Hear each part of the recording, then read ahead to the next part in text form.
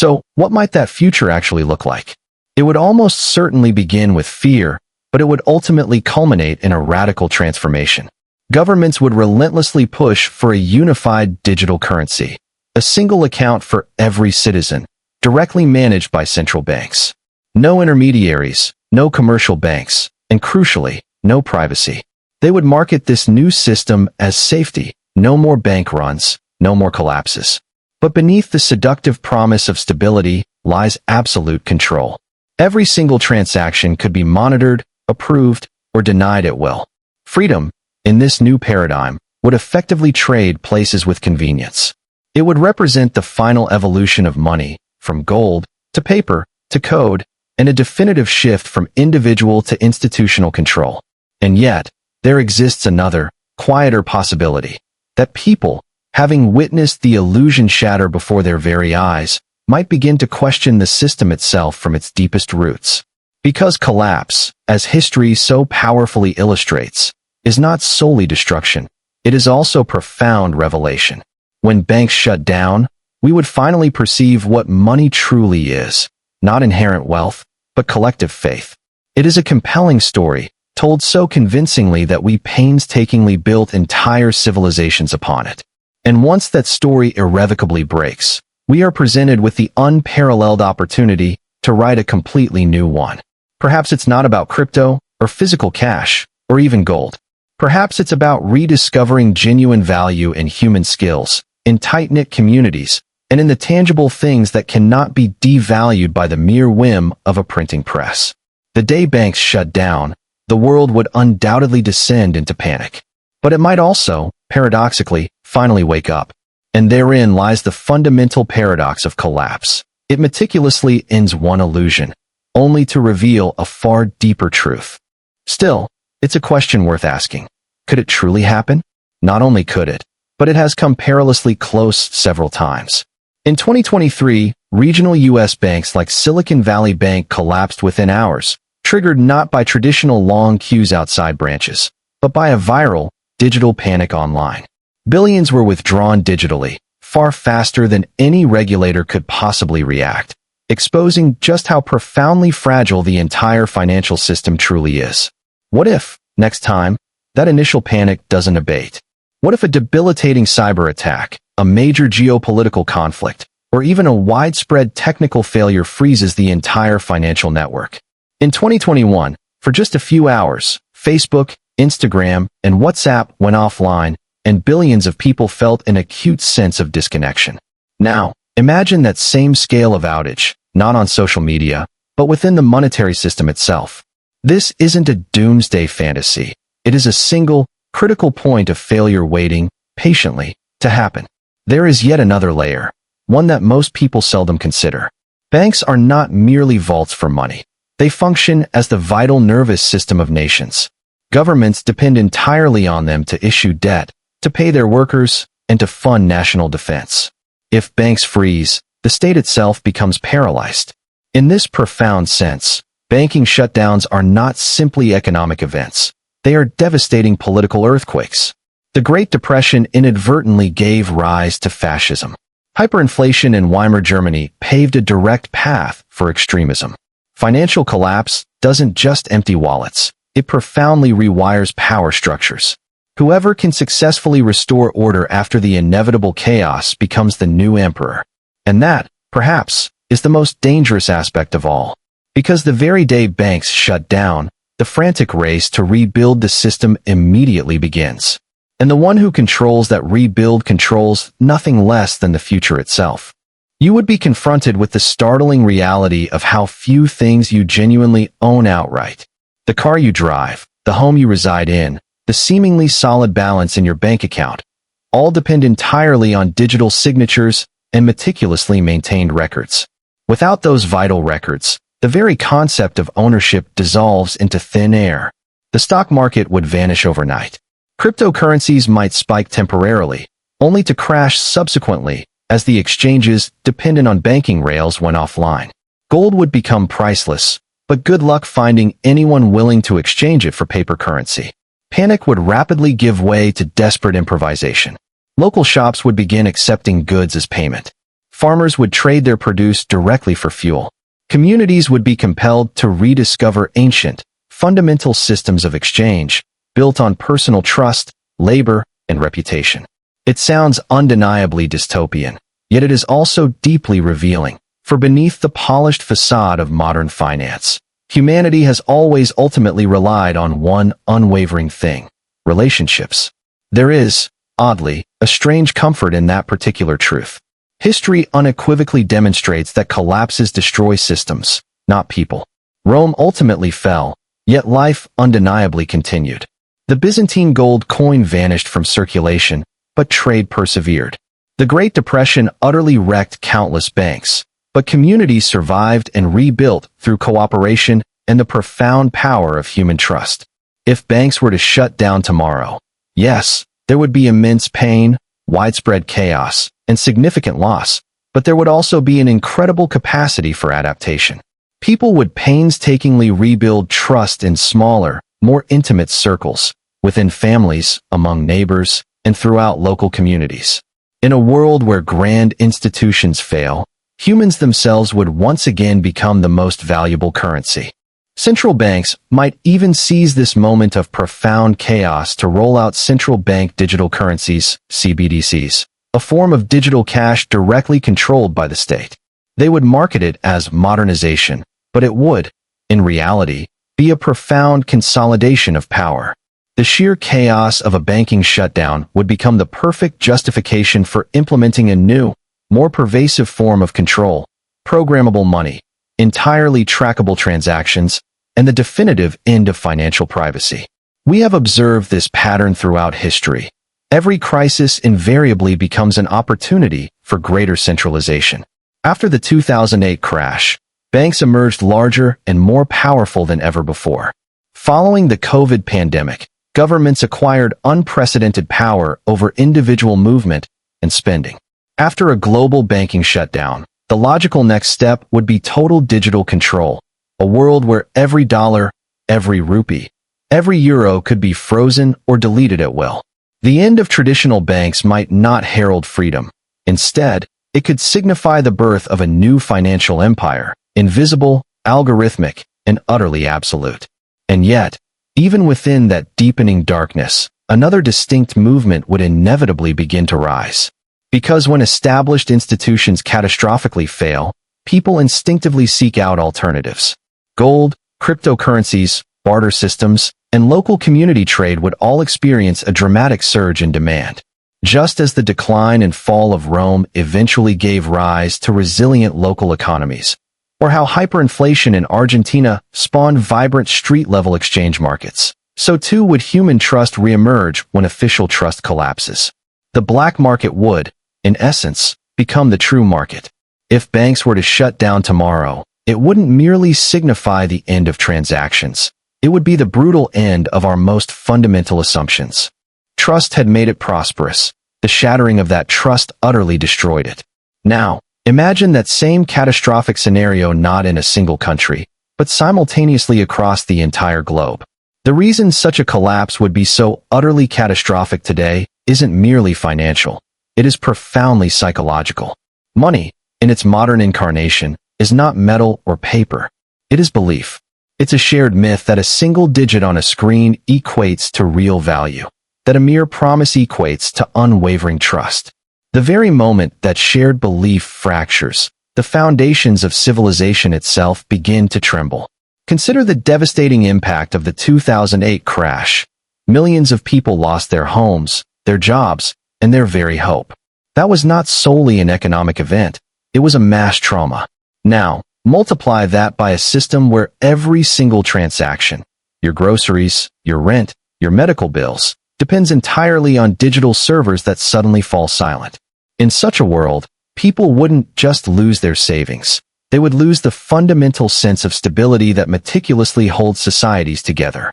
Governments would undoubtedly act with extraordinary swiftness. Emergency decrees, extended bank holidays, and perhaps even martial law would be implemented to control the inevitable civil unrest. Central banks would aggressively inject vast amounts of liquidity, essentially, printed money without any tangible backing, in a desperate attempt to restart the flow. However, this immediate solution carries its own insidious poison: inflation. Printing money to restore trust is akin to dousing a fire with petrol in an attempt to cool it down. You cannot magically conjure confidence by merely creating more paper. And yet, this is precisely what would unfold. Digital balances would be hastily guaranteed, loans suspended. ATMs would be drained of cash within hours, leaving them empty husks. Shops that rely solely on digital payments would be forced to turn customers away, their tills silent. Petrol stations would run dry as fuel suppliers couldn't settle payments, bringing transport to a standstill. Within a single day, complex logistics networks, from trucking to international shipping, would freeze. You would begin to witness lengthy queues snaking outside grocery stores, not because food had mysteriously disappeared, but because no one possessed a viable means to pay for it. Panic would swiftly shift from the digital realm to a tangible, physical desperation. People would resort to bartering, hoarding what they could, and suddenly, cash, that dusty old relic, would become more valuable than any other asset. Governments would appear on television, offering solemn assurances that systems were being restored, promising that deposits were safe, and that this situation was merely temporary. Yet, we must remember that every single crisis in history has begun with precisely those same hollow words. To comprehend the unfolding events, we must examine the very anatomy of financial fear. In every monetary collapse, from Weimar Germany's hyperinflation to the modern crises in Lebanon and Argentina, the pattern remains chillingly consistent.